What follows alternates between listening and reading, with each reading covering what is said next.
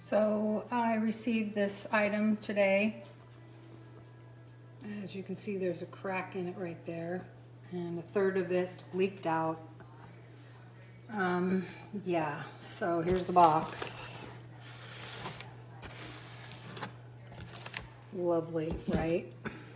Anyway, there's no way to return it because I need a box, and this is going to leak out everywhere, so what am I supposed to do? So now I am sad because I don't know what to do.